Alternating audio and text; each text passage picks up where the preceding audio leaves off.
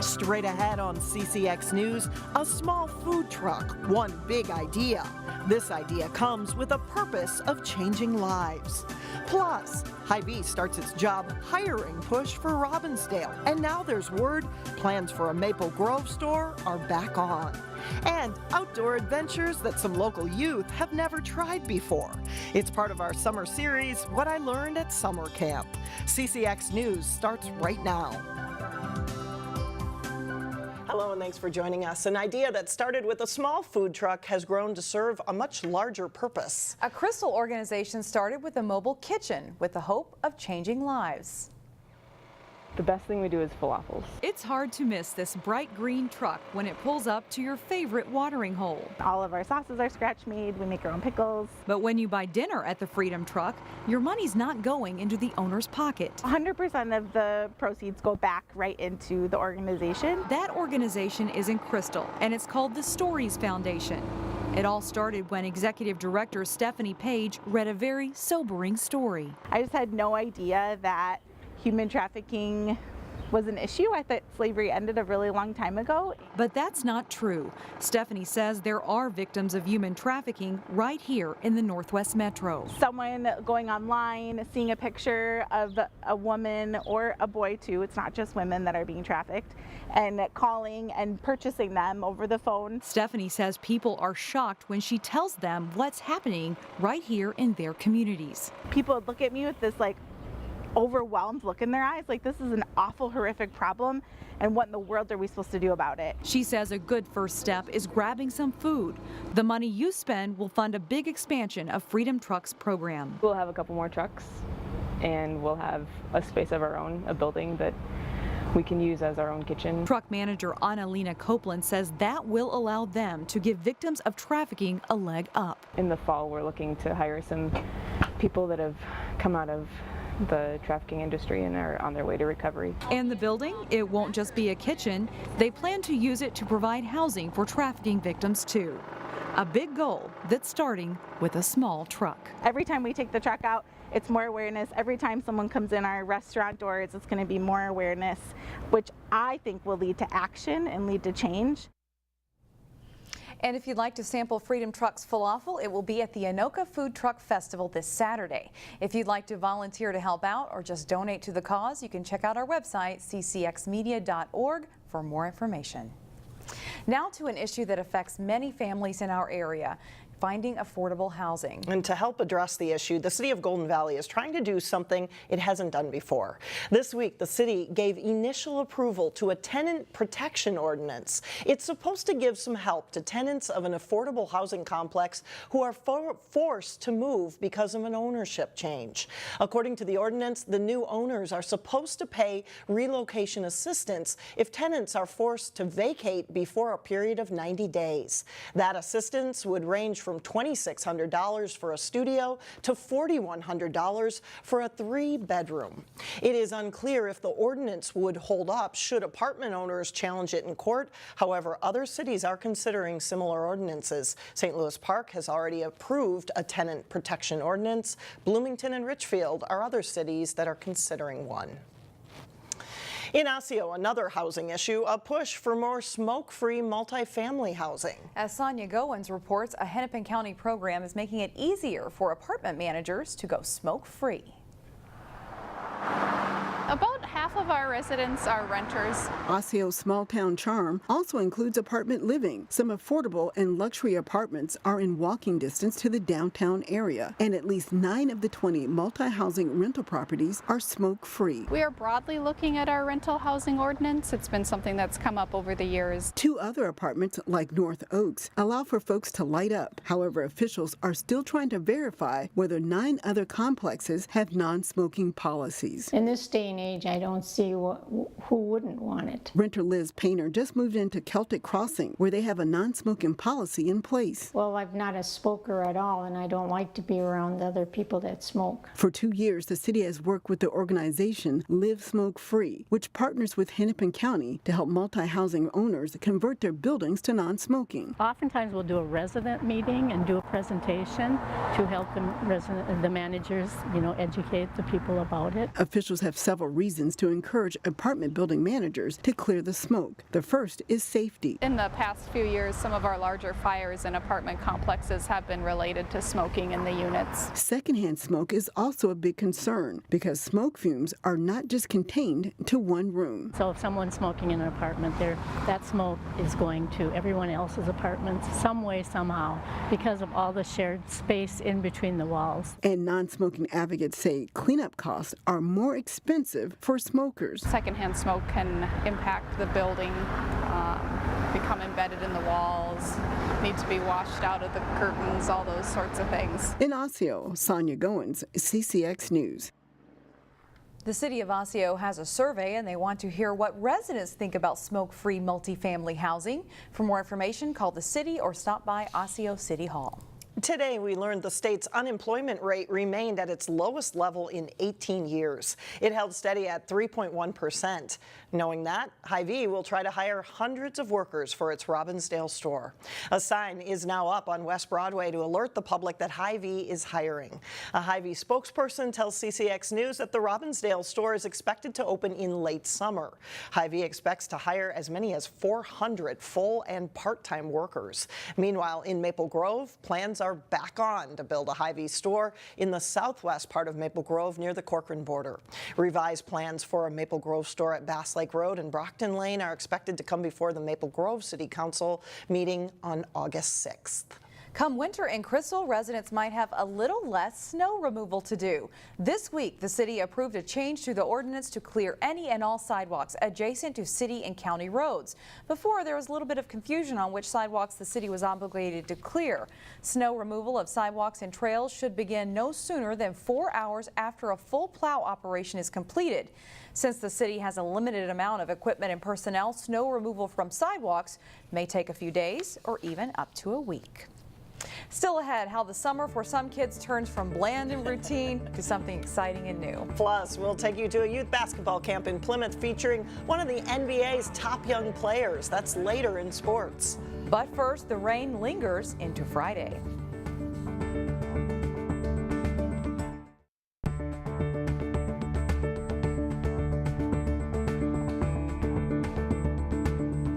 Spending time outdoors and taking advantage of our natural resources is one of the best things about a Minnesota summer. As Delane Cleveland reports, in this week's edition of What I Learned at Summer Camp, a Golden Valley organization is helping kids tap into the full potential of Minnesota's outdoor fun. Well, go take a look. Minnesota offers a number of outdoor amenities during the summer months. Okay. But to truly appreciate everything the state's parks have to offer, Just like that. Perfect. it usually requires a helping hand. That's where Andy Harris comes in. It's a ton of fun. He's the director of the Loppet Foundation's Adventure Camp. Adventure Camp is a week-long day camp here in Theodore Wirth Park where we introduce outdoor adventure activities like mountain biking, rollerblading, canoeing, orienteering, and play a lot of fun camp games as well. Adventure Camp's home base is at Theodore Wirth Park in Golden Valley. But the 60 kids signed up this week Should be a nice trip. to learn to enjoy activities throughout the chain of lakes. Activities that might have been a relatively foreign concept just a week ago. I learned how to mountain bike. I've never gone mountain biking before. Whether it be mountain biking, canoeing, or some other type of outdoor activity, it's a chance for kids to fully take advantage of their surrounding natural resources, which wouldn't have otherwise been an option. Probably on a normal day, no, but since I got introduced to do all the stuff, then I'd probably do it more often. With a whole world out there available to explore, Adventure Camp provides kids with the tools, the expertise, and the confidence to discover the great outdoors. We get kids who don't know how to bike, we get kids who don't know how to paddle, and just being that entry point into these activities that they can take and do for the rest of their lives is enormous, I think. Enormous not just for the physical skills they learn, but for the life lessons that surround each activity. Stuff like grit, determination, an adventurous attitude, trying new things, those are all wrapped up in the activities that we do. I got it. A week's worth of camp activities that will help create lifelong adventures. I just am so happy to be a small part in their hopefully lifelong journey. In Minneapolis, Delane Cleveland, CCX News. Adventure Camp runs through August 17th with a new group of kids taking part every week. Most of the spots are filled for this summer, but the Loppet Foundation has a few slots available for kids without the financial means to participate. So Alex, I don't know about you, but I'm ready to go to summer camp after that. I was just going to say, you want an adult camp like that, right? We could do it. We could fill it up. Still ahead, a party full of pirates makes its way to the stage at Osseo Senior High. But first, we'll hear from Terry Tuma as he talks about pre-planning your next fishing trip. John Jacobson has that and more coming up in sports.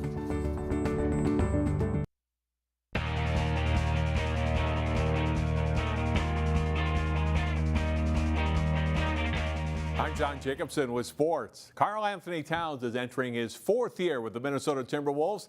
The 22-year-old is for the 3rd time sponsoring a basketball camp for youth here in the state. The 2-day Towns camp wrapped up early Thursday afternoon. Much like the Kyle Rudolph football camp, also held this week at Providence Academy in Plymouth.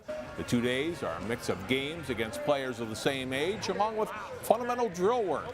The Big Bang talked about the goals of the camp and looking back not so many years ago to his days as a basketball camper in New Jersey. It definitely brings me back to my young days. I remember being in camps like this. I remember being back in Knollwood Middle School and grade school. I were in Piscataway, waking up Saturday mornings and playing with my age group and playing with the age group above me. So being in these camps like this is amazing. You know, every year I've been part of the coaches' meetings and been there picking the drills out for the campers and making sure that they're getting actual hands-on, instruction. If anything I put my name on, I make sure I give my 110% to it. So I've always done that with my camps, and I'm proud to say that so far the camp's been a huge success, and again, it's been the way I wanted it to turn out.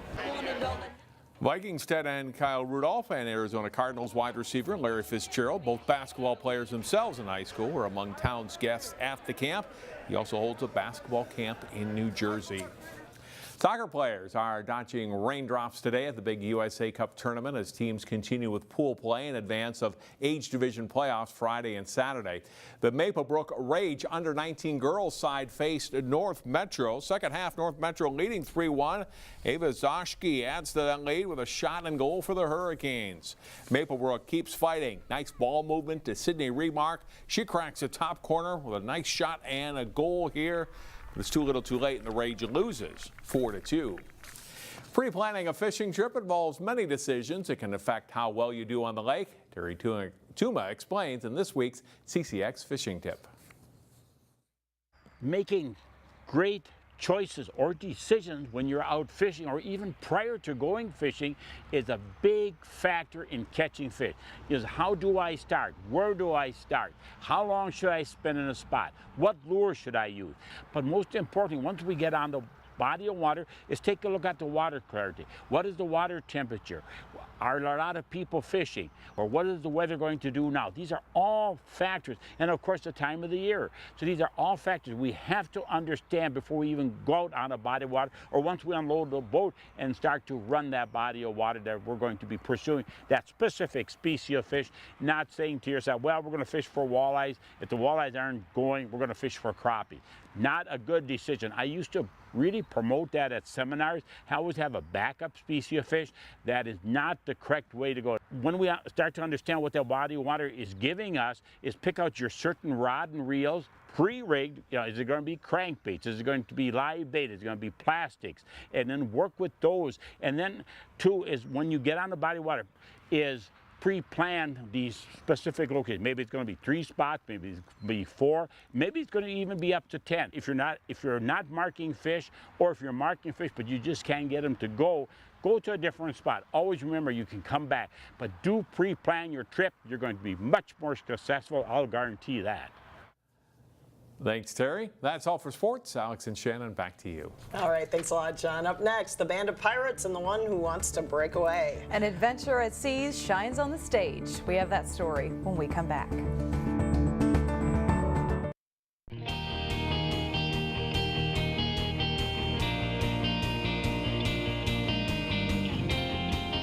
Some Brooklyn Park children and teens are hooping it up at a free basketball camp. The Minnesota Timberwolves Fast Break Foundation and the Sana Foundation are teaming up to provide the free camps. The event gives thousands of kids from the Twin Cities metro area a fun, positive, and inclusive camp experience.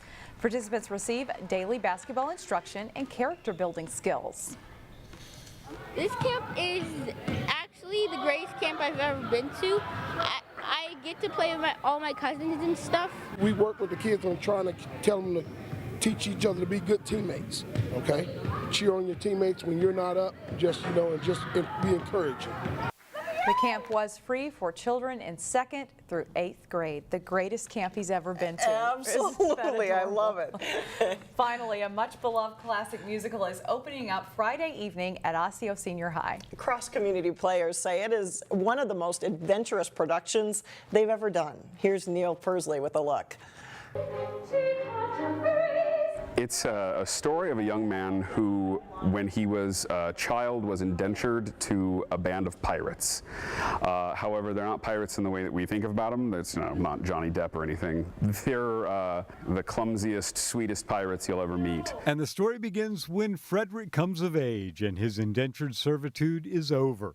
It's a Gilbert and Sullivan show that first took audiences by storm in the 1880s. I see Frederick as a kind of over the top in many different emotions, and I'm a very over the top actor. Although the show does have a fair amount of dialogue for a Gilbert and Sullivan show, it is a comic opera and everyone in the cast can flat out sing.